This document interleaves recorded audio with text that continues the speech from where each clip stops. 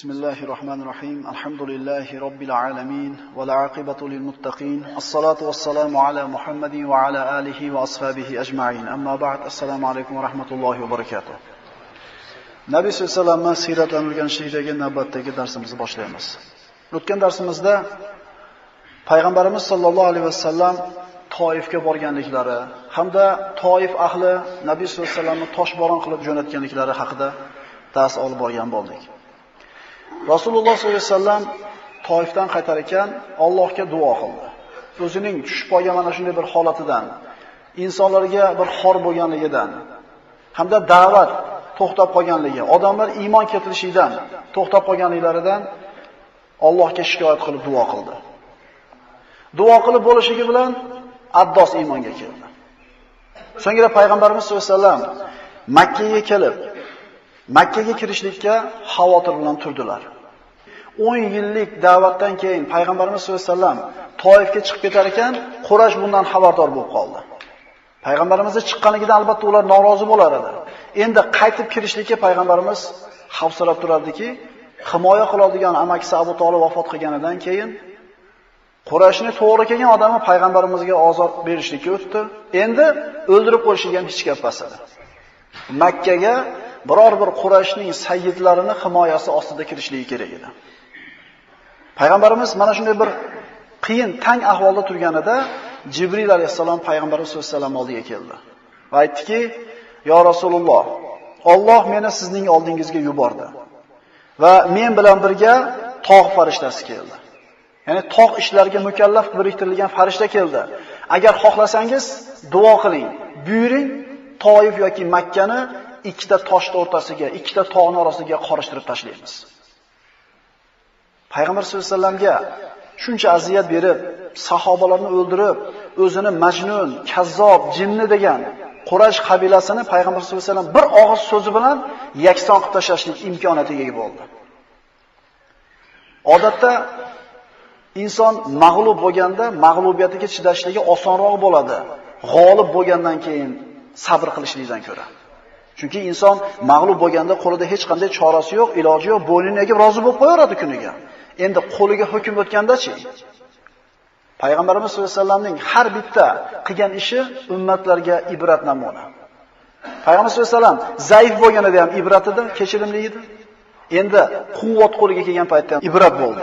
Nabiy sollallohu alayhi vasallam aytdilarki, shuncha aziyatlarga qaramasdan Raufur Rohim bo'lgan Rasululloh men sabr qilaman. Shoyat Alloh ularning zurriyotlaridan Alloh taoloni yakka deydigan kishilarni chiqarsa. Qavmining sodiqul amini bo'lgan Rasulullohga alam, mashaqqat, azob, sahobalarni qiynab o'ldirishlik, o'zini kazzob, majnun sehriga deyishga qaramasdan payg'ambarimiz sollallohu alayhi vasallam ularni kechirdi. Payg'ambarimiz sollallohu alayhi vasallam Makka fathida ham kechirgan edi Qurayshni. Hammasini yig'ib turib 10 ming qo'shin bilan Makkani fath qilgandan keyin endi men sizlarni nima qilaman degan. Ana shu kunda ham Rasululloh sollallohu alayhi vasallam afv qilgan edi. Rasululloh sollallohu alayhi vasallam siz bilan bizga Alloh taolo aytgandek ibrat, namuna bo'lgan zot sallallohu alayhi vasallam. Payg'ambarimiz duo qilmadi. Agar duo qilganida bu shahar ahli ikkita tog' orasiga qorishtirib tashlangan bo'lardi. Payg'ambarimiz sollallohu alayhi vasallam Makkaga kimningdir himoyasi ostida kirishligi kerak. O'zi bilan birga borgan Zayd ibn Xorisani Ahnas ibn Shurayqning oldiga kirgizib, undan himoya so'radi. Ahnas ibn Shurayq men Quraysh himoyasidaman, Qurayshga qarshi himoya bera olmayman dedi. Yana kim himoya qilishi mumkin? Payg'ambarimiz sollallohu alayhi vasallam Suhayl ibn Amrning oldiga kirgizdi. U ham Qurayshga qarshi payg'ambarimizga himoya bermasligini aytdi. So'ngra payg'ambarimiz Mut'im ibn Adiyning oldiga Zayd ibn Xorisani jo'natdi. Mut'im kofir bo'lishiga qaramasdan, payg'ambarimiz ularni ota-bobolarini adashganlar ekaniga qaramasdan, olihalarini hech narsa emas deyotganiga qaramasdan, payg'ambarimizga himoya berishlikka rozi bo'ldi. Chunki sharaf masalasi arablar o'rtasidagi juda bir katta narsa. O'zini Qurayshning ichida qanday hurmati, qanday bir sharafi borligini ko'rsatib qo'yishlik maqsadida, mayli, Muhammad kiraversin Makkaga, u meni himoyamda dedi.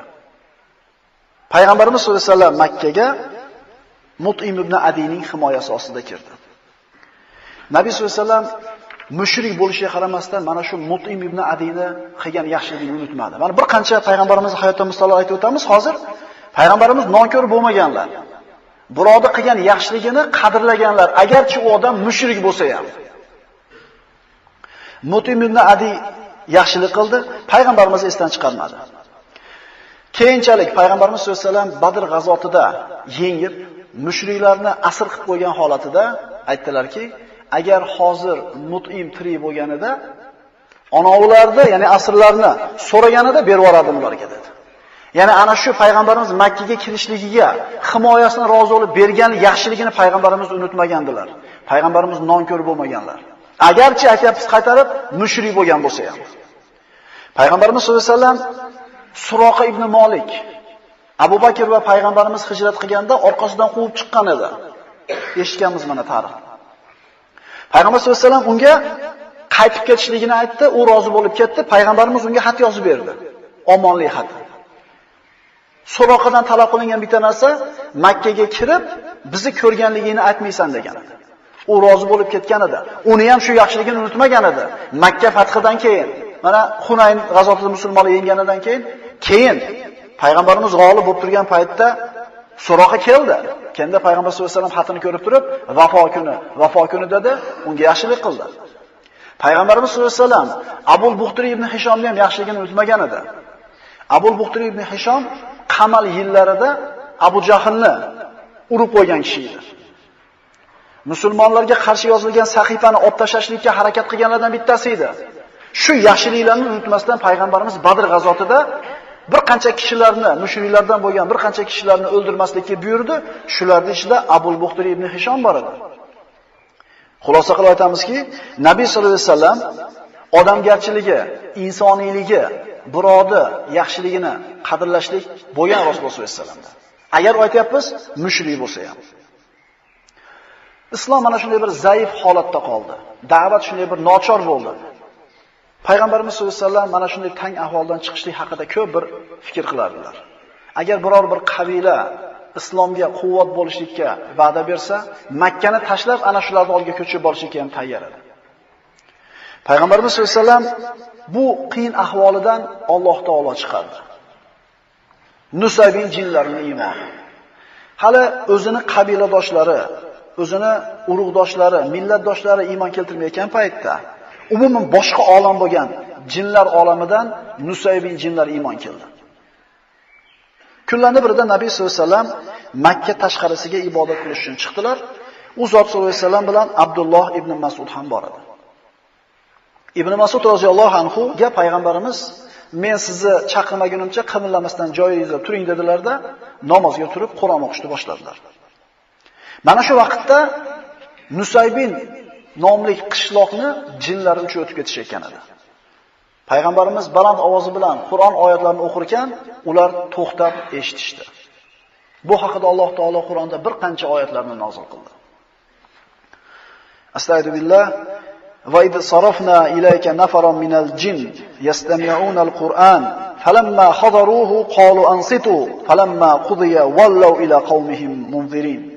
Ey Muhammad, eslang. Biz sizning oldingizda bir guruh jinlarni Qur'on tinglasinlar deb yuborgan edik. Bas qachonki ular Qur'on tilovatiga hozir bo'lishgach, bir-birlariga jim turinglar dedilar. Endi qachonki tilovat tugatilgach, ular o'z qavmlari oldiga ogohlantiruvchi bo'lgan hollarda qaytib ketdilar. Iymon keltirishdi, o'zlarini qavmini da'vat qilgani ketishdi. Avvallari jinlar osmonga ko'tarilishar edi. Samo ahli bo'lgan farishtalarni o'zaro qilayotgan suhbatlariga quloq tutishar edi. Farishtalar Lavhul Mahfuz yozilgan narsalarni o'qiganlari bir-biri bilan suhbatlashib turib, ertaga Alloh falonchiga mana bunday farzand berar ekan, indinga mo odamga mana bu narsa berilar ekan deb o'zaro suhbat qilib turishganini jinlar eshitishardi-da, tushib sehrgarlarga, kohin va munajjimlarga aytishar edi. Keyin birdaniga Payg'ambar sollallohu alayhi vasallam yuborilganlaridan keyin bu xabarni eshitishlikning iloji bo'lmay qoldi. Ular bu ish, ya'ni TVdagi xabardan mahrum bo'lib qolganligi, yerda sodir bo'lgan ish tufayli ekanligini tushundida istab yurishgan edi. Ana shu Nusaybin jinlari tevadan xabardan mahrum bo'lib qolganligini sababini qidirib yurganida payg'ambarimiz sollallohu alayhi vasallam ana shu joyda Qur'on o'qib turgandilar. Ular eshitishdi hamda payg'ambar sollallohu alayhi vasallamga iymon keltirishdi. Payg'ambarimiz sollallohu alayhi vasallam namoz o'qib turganlarida jinlar to'xtab payg'ambar sollallohu alayhi vasallamning atrofida ko'payishib ketdi. Ibn Mas'ud roziyallohu anhu aytadilarki, payg'ambarimiz atrofida boshlari xuddi ko'zaga o'xshagan kishilar ko'payganligini ko'rdim deydi. Payg'ambarimizdan xavotirga tushib, o'rnidan turmoqchi bo'lganimda payg'ambarimiz qo'li bilan ishora qilib, o'tiravering deb qo'ydilar. Ko'paydi, shunday ko'payishib ketdiki, payg'ambar sollallohu alayhi vasallam ko'rinmay qolishlik darajasida ko'payib ketdi. Alloh taolo bu haqida shunday oyatlar nozil qildi. Wa annahu lamma qama Abdullohi yad'uhu kadu yakununa alayhi libada. Albatta qachonki Allohning bandasi, ya'ni Muhammad alayhisalom u zotga duo iltijo qilgan holida turganida, ular, ya'ni jinlar, Qur'onni eshitishlik maqsadida uning ustiga g'uj-g'uj bo'lib yopirilishga yaqin bo'ldilar. Demak, payg'ambarimiz Qur'on o'qiyotganida jinlar shunday yopirilib kelishdi. Bu haqida Qur'onda butun bir sura nozil bo'ldi. Jin surasi. Astagfiru billah. Qul uhiya ilayya annahu istama'a nafarun minal jin faqalu inna sami'na qur'anan ajaba yahdi ila ar-rushd fa'amanna bih wa lan nushrika bi robbina ahada. Ey Muhammad, ayting.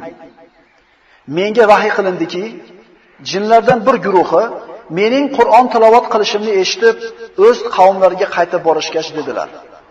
Jinlar o'zini qavmiga aytayapti borib. Dar haqiqat bizlar haq yo'lga hidoyat qiladigan bir ajib Qur'onni eshitdik va darhol unga iymon keltirdik. Bizlar endi Parvardigorimizga hargiz biror kimsani sherik qilmasmiz. Albatta buyukligi yuksak bo'lgan Parvardigorimiz biron juft yo farzand tutgan emasdir. Albatta bizlarning ichimizdagi ahmoq, ya'ni iblis Alloh sha'niga u zotning xotini va bolasi bor deb nohaq so'z aytar edi. Albatta bizlar ins ham, jin ham Alloh sha'niga hargiz yolg'on so'zlamas deb o'ylar edik. Ibn Qoyyim Javziy rahimahulloh aytadiki, jinlarda hamoqat bor. Insondagi aql, farosat ularda yo'q. Ularning eng aqllisi odam bolasini 10 yasharchalik aqli bor. Ana shu hamoqatidan, ahmoqligidan Allohning nomiga hech kim yolg'on gapirmaydi deb ishonishgan edi. Mana shu hamoqatidan foydalangan ularning ichidagi aqlli bo'lgan iblis Allohning xotini bor, Allohning bolasi bor, ishoninglar desa ishonishaveradi. Insonni Alloh taolo komil suratda yaratgan. Jinlar hargiz insonlarning aqlichalik aqliga bo'lgan emaslar.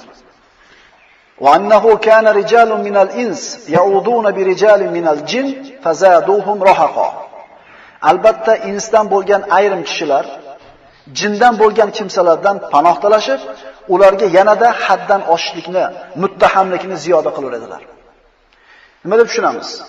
Biror bir joyga borib to'xtamoqchi bo'lsa, xilvatroq, mana shu yerda egalariga, mana shu yerda aziz avliyolariga deb jonliq so'yadiganlar bor. Ana shu joyda azizlaridan, egalaridan yordam so'rash bor. Ya'ni aytayaptiki, odamlar ba'zilari jinlardan yordam so'rab, u adashgan jinlarni tug'yonini yana ziyoda qilishib o'ryapti. Ya'ni biz jinlarga emas, biz odamlar ustidan ham hojamiz, xo'jayinmiz degan tug'yoniga sabab bo'ldi. Yaxshilab bilib qo'yaylikki, unaqa azizlari, avliyolari, bobolari, yana barobartarlari hech narsa qila olmaydi. 10 yashar bolachalik aqli bo'lmagan jinlar qanday qilib sizga foyda ziyon keltirsin? Agar Alloh unga izn bermaydigan bo'lsa. Albatta ular, ya'ni insonlarning kofirlari ham xuddi sizlar gumon qilganingizdek, Alloh hargiz biror kimsani qayta tiriltirmas deb gumon qildilar. Jinlar qavmini borib da'vat qilyapti. Odamlarning kofirlari ham Alloh qayta tiriltirmaydi degandek, bu jinlar ham shunaqa deyshadi. Wa anna lamasna as-samaa fawajadnaha muliat harasan shadidan wa shuhuba. Albatta bizlar, jinlar yana jinlarga aytayapti. Albatta bizlar farishtalarning so'zlarini o'g'rincha eshitib olish uchun osmonga taqilgan edik. Uning kuchli qo'riqchi farishtalari va o'g'ri jinlarga otilguvchi uchar yulduzlar bilan to'la ekanligini ko'rdik. Albatta bizlar ilgari osmondan ayrim joylarga farishtalarning so'zlarini o'g'rincha eshitib olish uchun o'tirib olar edik. Endi hozir, ya'ni Muhammad alayhisalom payg'ambar qilib yuborilgandan keyin esa kim, ya'ni qaysi jin o'g'rincha farishtalarning so'zini eshitib olsa, uni kuzatib turgan bir uchar yulduzni ko'rar. Tevadan xabar tushlik to'xtagan. Agar birorta bir farishtani gapini jin eshitib qaytar ekan, albatta bitta yulduz borib turib kuydirib tashlaydi uni. Bu Qur'onda aytilgan oyatlar. Boshqa oyatda Alloh taolay aytadi: "Va laqad ja'alna fis-sama'i burujan va zayyanaha lin-nazirin va hafiznaha min kulli shaytonir rajim illa man istaraqa as-sam' fa atba'ahu shihabun mubin." Hijr surasi 16-18-oyatlar. Ma'lumki biz osmonda burjlar yaratdik va kuzatuvchilar uchun uni yulduzlar bilan bezab qo'ydik. Va uni osmonni barcha mal'un shayton jinlardan muhofaza qildik. Magar u jinlardan birortasi osmondagi maloikalarning biror so'zini o'g'rincha eshitib olsa, bas uni ochiq uchar yulduz quvib yetar, ya'ni halok qiladi. Albatta bizlar yerdagi kishilarga Alloh tomonidan yomonlik iroda qilinganmi yoki Parvardigori ularga to'g'rilikni, yaxshilikni iroda qilganmi bilmasmiz. Jinlar g'aybni bilmaydi. Ish yo'llarini ochib bera olmaydi. Ertaga nima bo'lishini aytib bera olmaydi. Agar aytib bera olganida eng zo'r yashayotgan baxshilar bo'lardi.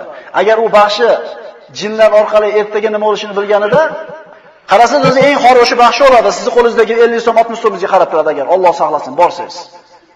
Shundan o'zi uni xorligi bilinmayaptimi? Sizning qo'lingizdagi pulga qarab turibdi u. Jinlar kelajakda aytib bera olmaydi. Muhimi, jinlar iymon keltirdi. Albatta bizlarning oramizda musulmonlari ham bor, shuningdek oramizda yo'ldan ozganlari ham bor. Bas kimki musulmon bo'lsa, demak ana o'shalar to'g'ri yo'lni maqsad qilib olibdilar.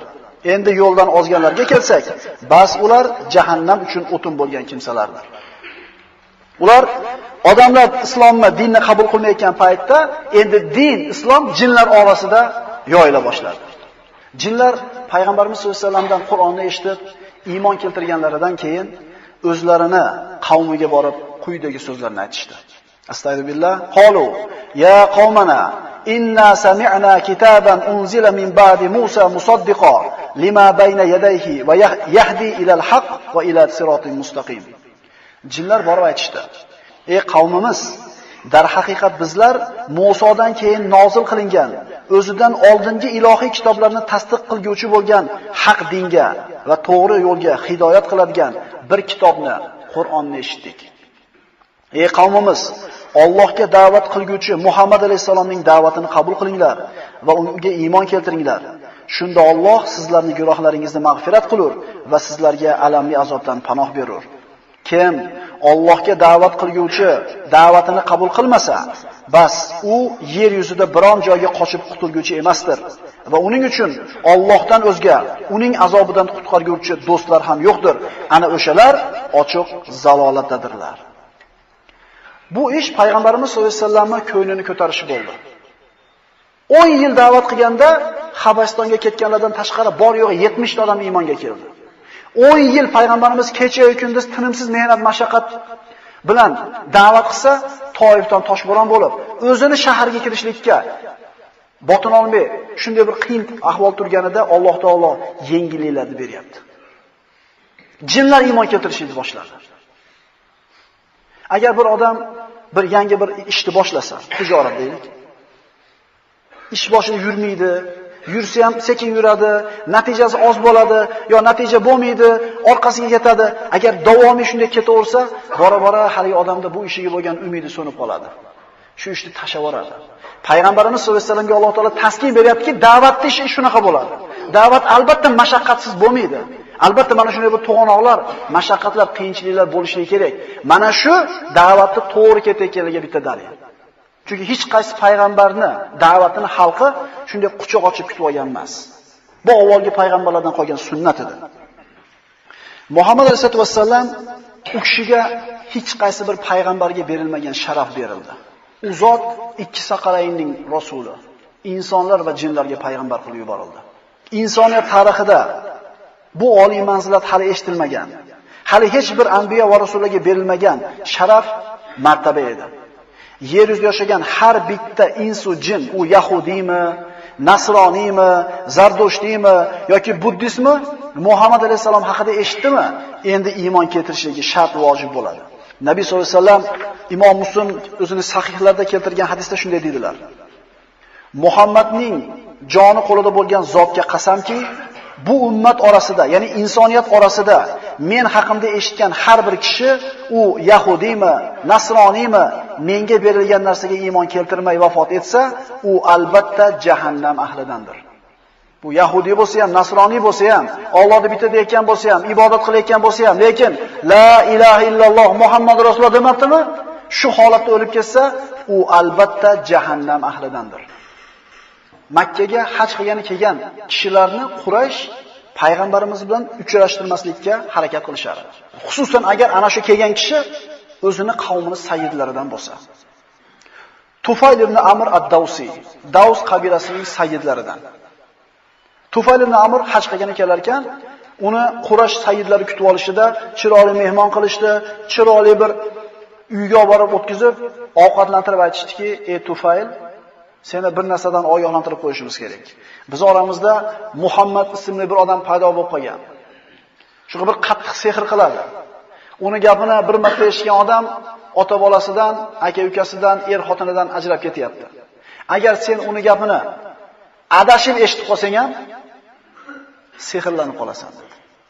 Tufayl aytadi roziyallohu anhu, meni qo'rqitishaverdi, shunday qo'rqqanimdan deydi, adashib bo'lsa ham eshitib qolmay so'zini deb quloqimga paxta tiqib oldim deydi. Ya'ni ko'ringki, islom dinini, haq so'zini eshittirmaslikka hozirgi kunda ham kofirlar ming xil bahonalarda tashviqotlarni yuritadi. Agar islomni o'ziga quloq qo'yib qo'yiladigan bo'lsa, odamlar bilan shunday bir bahsga qo'yib qo'ysa, islom haqligi, islomda terror yo'qligi, islom musulmon hech qachon birodar haqqini yemasligi, birodar joniga tajovuz qilmasligi ma'lum bo'ladi. Faqat islomda o'zini gapirtirganini qo'yib qo'yishlik kerak. Har xil bir laqablarni qo'ymasdan. Tufayl ibn Amr ham eshitib qolmasin, ta'sirlanib qolmasin deb turib quloqiga paxta tiqyapti.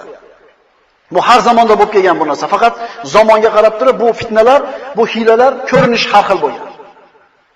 Musulmondan biladi bular bari islomga qilinayotgan tuhumatligini. Lekin dindan bexabar bo'lgan odamlar musulmonlarni ko'rganda bir boshqa ko'z bilan qarayotgan, hijob o'rab o'zini avratini yopganlarga nisbatan boshqacha qarash, sunnatga amal qilayotganlarga bir masxara qarash, bu bar tashviqotlarning natijasi. Insonda tabiati shunday bo'ladiki, agar uni hech kim hech tomonga og'dirmasdan, hayolini bo'lmasdan, har xil tashviqot o'tkazmay tashab qo'ysa, islomga o'z-o'zidan moyil bo'lar ekan. Chunki islom insonni tabiatini tag-tagida, tabiat bilan birga yaralgan narsa. Tek qo'yib qo'ysa inson o'zi iloji namoz o'qiydi. Chunki tabiat shu tomonga tortadi. Endi ertamandan kechgacha har xil shu dinidan aynitadigan narsalar ko'pligidan dinidan chalg'ib qoladi insonlar. Tufayl ibn Amr adashidan quloqimga kirib qolmasin deb quloqimga paxta tiqib oldim deydi. Ertasi kuni tavof qilyapsam, payg'ambarimiz sollallohu alayhi vasallam namozda turib Qur'on o'qirdilar. Bir marta aylandi, ikki marta aylandi, keyin o'ziga o'zi dedi: "Ey Tufayl, senga voy bo'lsin.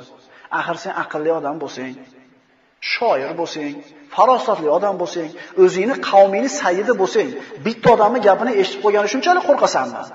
Dedimda, paxtani chiqarib tashlab turib, payg'ambar sollallohu alayhi vasallam oldiga borib turib, "Ey Muhammad" dedi, sollallohu alayhi vasallam, "menga gapir" dedi. Payg'ambarimiz sollallohu alayhi vasallam unga Qur'on o'qib berdilar. Qur'onning oyatlarini eshitib, bu ilohiy so'zdan, ilohiy vahiydan ta'sirlanib turib, shahodat kalimasini aytdi. Bu juda katta yutuq edi, chunki mana shunday Quraysh iymon keltirmay turgan paytda payg'ambarimiz mana shunday tang turgan holatida Daws qabilasining sayyidi iymon kelishligi bu katta bir nusrat edi, katta g'alaba edi. Payg'ambarimiz sollallohu alayhi vasallamdan Tufayl ibn Amr o'zini yurtiga qaytib borib, qavmini da'vat qilishlikka ruxsat so'radi. Payg'ambarimiz javob berdilar. Shunda Tufayl aytdiki: "Ya Rasululloh, men qavmimga borib da'vat qilsam, mendan bir belgi alomat so'rashadi. Duo qiling, Alloh menga bir belgi alomat bersin" dedi. Payg'ambar sollallohu alayhi vasallam Parvardigoro Tufaylga o'zing bir belgi alomat bergin deb duo qildilar. Yo'lda ketayotib, o'zini qavmiga yetay deganida peshonasidan ikkita ko'zining o'rtasidan bir nur chiqib qoldi. Bu karomat edi. Payg'ambar sollallohu alayhi vasallamning duosining sharofati edi. Tufayl qo'rqib ketdi. Parvardigor dedi, Bu yerdan emas dedi. Peshonamdan emas. Agar bunday nur bilan borsam, qavmimdagilar Tufayl ota-bobolarini dinidan qaytibdi, shuning uchun olihalar, xudolarimiz uni balolabdi deyishmasin. Bu yerdan emas dedi, Alloh taolo qo'lidagi qamchisini uchiga tushirib qo'ydi nurni. Bordi, qavmini da'vat qildi. Oilasidagilar iymon keltirdi. Lekin ko'pchilik islomni qabul qilmadi. Nabiy sollallohu alayhi vasallam oldiga Abu Hurayra roziyallohu anhu bilan birga qaytib keldi. Abu Hurayra roziyallohu anhu Davs qabilasidan. Mana shunday ulug' sahoba, juda ko'p hadislarni rivoyat qilgan sahoba Tufayl ibn Amrning da'vati sababidan iymonga kelgan edi. Bu ikkisi qaytib kelishdi. Payg'ambarimiz sollallohu alayhi vasallamga qavmini iymon keltirmayotganligi, o'jarlik qilayotganligidan shikoyat qilganida Payg'ambarimiz sollallohu alayhi vasallam tahorat olib, qo'llarini ko'kka ko'tarib duo qilib oldilar. Shunda Tufayl qo'rqib ketdi. "Ey qavmim, tugadi qavmim" deyordi. Shunda Payg'ambarimiz sollallohu alayhi vasallam Allohumma ihdi Davsan, Allohumma ihdi Davsan, Parvardigor Davsni hidoyat qilgin, Davsni hidoyat qilgin deb duo qildilar.